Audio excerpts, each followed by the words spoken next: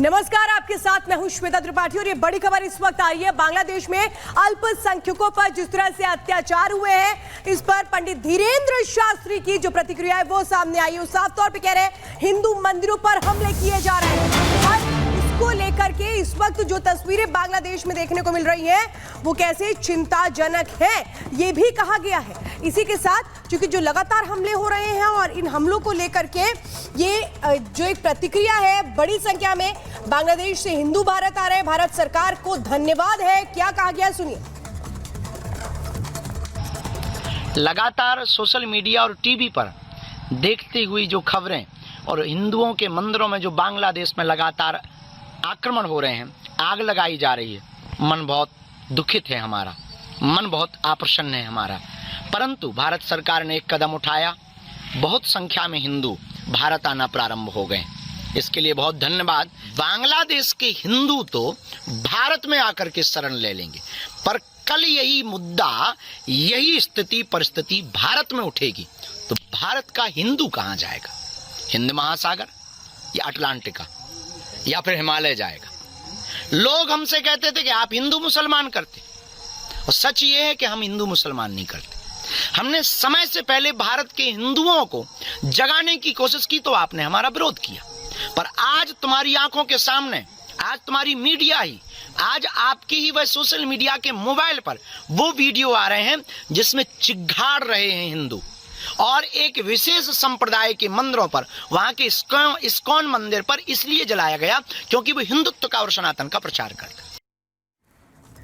तो पंडित धीरेन्द्र शास्त्री ये सवाल पूछ रहे हैं कि बांग्लादेश में जो कुछ हुआ, भारत सरकार ने कदम उठाया, सराहनीय है, लेकिन अगर देश के हिंदुओं के साथ ऐसा होगा तो देश के हिंदू कहाँ जाएंगे? लेकिन बांग्लादेश में जो कुछ हो रहा है, सोशल मीडिया से लेकर हर जगह उस पर सवाल खड़े किए जा रहे हैं कि बांग्लादेश हिंसा की आग में जल रहा है और उस आग में सिर्फ और सिर्फ हिंदू ही क्यों टारगेट किए जा रहे हैं? क्या नई सरकार, जो अंतरिम सरकार बनी है, क्या हिंदुओं पर हो रहे हमले, उनके खिलाफ हो रही हिंसा को रोक पाएगी? इस रिपोर्ट को देखिए।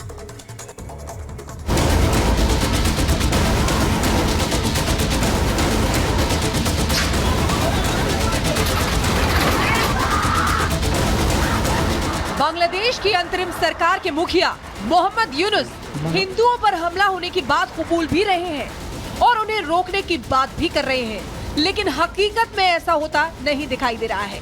जब से पूरा घटनाक्रम शुरू हुआ है, निशाना हिंदू ही है जो कट्टरपंथी और विद्रोहियों की नफरत का शिकार हो रहे हैं।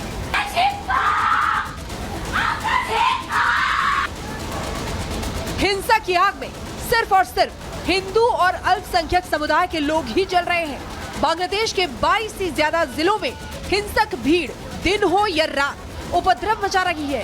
देखिए कैसे एक महिला अपने घर में डरी और सहमी है और बाहर सैकड़ों की संख्या में उपद्रवियों की मौजूदगी है। भीड़ में मौजूद लोग डंडों से घर की खिड़की तोड़ने की कोशिश कर रहे हैं, लेकिन उन्हें रोकने वाला कोई नहीं है। बवाल की ऐसी ही तस्वीर दूसरी जगहों से भी सामने आ रही है। भीड़ ने एक घर को आग के हवाले कर दिया। घर एक नहीं बल्कि कई हैं। आग लगाने के साथ ही तोड़फोड़ भी की गई है। हिंसा की आग में बांग्लादेश जल रहा है, लेकिन शिकार हिंदू परिवार हैं। हमलों से बचने के लिए न तो सेना और न ही सरकार कोई कदम उठा रही है। ठाकुर गांव में कट्टरपंथियों ने देर रात हिंदू गांव पर धावा बोल दिया और गांव के हर घर को फूंक दिया। आलम यह है कि अब हिंदुओं को अपनी रक्षा करने के लिए खुद ही मैदान में आना पड़ रहा है। ढाका में हिंदू सोसाइटी में लोग लाठी डंडों के साथ गश्त कर रहे हैं। अपने परिवार की रक्षा के लिए दिन रात पहरेदारी कर रहे हैं, क्योंकि वो जानते हैं कि उन्हें बचाने के लिए कोई आगे नहीं आएगा। उन्हें अपनी सुरक्षा खुद ही करनी पड़ेगी। एक तरफ अल्पसंख्यक सुरक्षा के लिए मैदान में है तो उपद्रवी हिंदू परिवार को निशाना बनाते हुए आगे बढ़ रहे हैं। तस्वीरें एक अपार्टमेंट की है जहां सैकड़ों की संख्या में चाकू तलवार हाथ में लिए हिंदू फैमिली पर हमला किया। हालांकि वहां मौजूद सेना ने उन्हें रोकने की कोशिश की।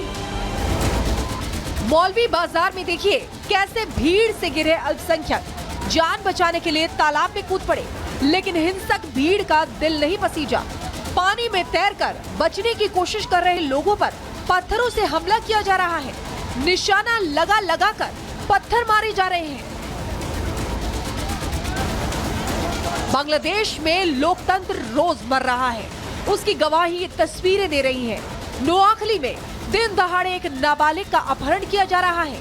कट्टरपंथी हिंदू महिलाओं और बेटी से गैंगरेप तक कर रहे हैं। हालांकि इस किडनैपिंग के कुछ देर बाद 3 लोगों को पकड़ लिया गया। हिंदुओं पर अत्याचार की तस्वीरें दुनिया के सामने आ रही है, लेकिन विदेशी मीडिया को ये सब नहीं दिखाई दे रहा है। विदेशी मीडिया सिर्फ इसे बदला बता रहे हैं। अमेरिकी अखबार न्यूयॉर्क टाइम्स ने हिंदू विरोधी हिंसा को बदला लेने वाला हमला बताया है, लेकिन दुनिया भर में आलोचना के बाद अखबार ने अपनी हेडलाइन बदल दी। विदेशी ताकतें हमेशा से भारत और हिंदू विरोधी नैरेटिव सेट करने में लगी रहती हैं। बांग्लादेश में हिंदुओं पर हो रहे अत्याचार को लेकर भी यही किया जा रहा है। Bureau report, Republic Bharat. और देखिए, श्री राम जन्मभूमि के मुख्य पुजारी आचार्य सत्येंद्र दास जो अल्पसंख्यकों पर अत्याचार हो रहा है उसको लेकर क्या कुछ कह रहे हैं, आपको वो भी सुनवाते हैं।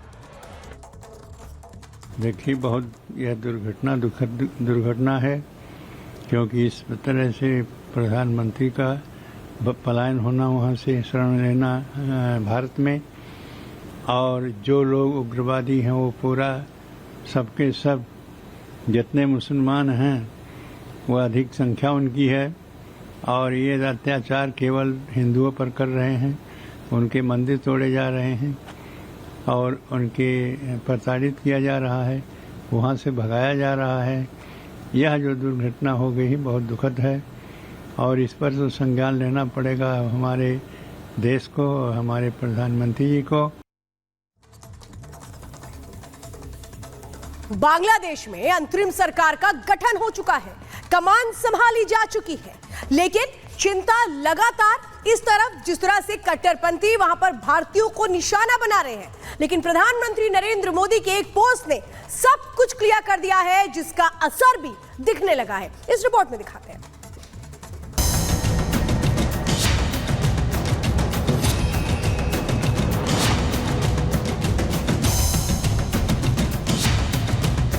प्रोफेसर मोहम्मद यूनुस को उनकी जिम्मेदारियां संभालने पर मेरी शुभकामनाएं।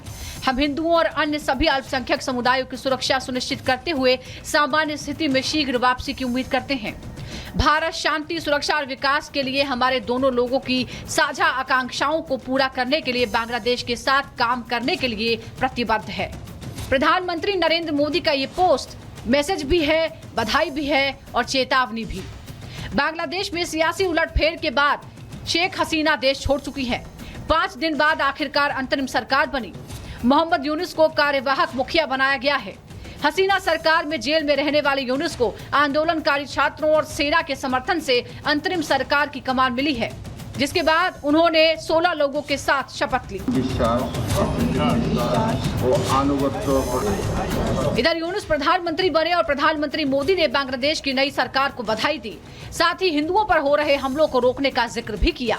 प्रोफेसर मोहम्मद यूनुस को उनकी नई जिम्मेदारियां संभालने पर मेरी शुभकामनाएं। हम हिंदुओं और अन्य सभी अल्पसंख्यक समुदायों की सुरक्षा सुनिश्चित करते हुए सामान्य स्थिति में शीघ्र वापसी की उम्मीद करते हैं। भारत शांति, सुरक्षा और विकास के लिए हमारे दोनों लोगों की साझा आकांक्षाओं को पूरा करने के लिए बांग्लादेश के साथ काम करने के लिए प्रतिबद्ध है।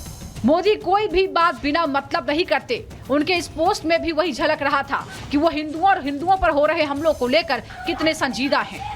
जो हिंदुओं के साथ हो रहा है वो बर्दाश्त नहीं है, और शायद इसीलिए नई सरकार के गठन के बाद सबसे बड़ी चुनौती यूनुस मोहम्मद के सामने हिंसा को रोकना है, जिसका जिक्र उन्होंने अपने शपथ भाषण में किया। আমরা শুনলাম আসার পথে শুনে আসছি যে এখানে আইন শৃঙ্খলার ব্যাঘাত হচ্ছে, মানুষকে আক্রমণ করছে, ঘরবাড়ি জ্বালিয়ে দিচ্ছে, সম্পদ জ্বালিয়ে নষ্ট করছে, চুরি করছে, দিয়ে যাচ্ছে, অফিস আদালতে আক্রমণ করছে, সংখ্যালঘুদের উপর আক্রমণ করছে, হিন্দু, বৌদ্ধ, খ্রিস্টান, আহমদিয়া সবার উপর আক্রমণ করছে। এগুলো হলো ষড়যন্ত্রের অংশ। এগুলো আমাদের বিষয় না, আমাদের কাজ হলো এটাকে রক্ষা করা। ये मोदी सरकार की कूटनीति का ही असर है कि रूस यूक्रेन युद्ध में फंसे हजारों भारतीय छात्रों की देश वापसी हो, या फिर कतर में सजा पाने वाले 8 भारतीयों की रिहाई, या फिर तालिबानी कब्जे के दौरान भारतीयों की वापसी हो। हर जगह मोदी है तो मुमकिन वाली बात सच साबित हुई। और अब बांग्लादेश में हिंदुओं की सुरक्षा और वापसी को लेकर मोदी सरकार एक्शन मोड में है, जिसका असर भी दिख रहा है। लगातार हिंदुओं की बांग्लादेश से वापसी कराई जा रही है। Bureau report, Republic Bharat.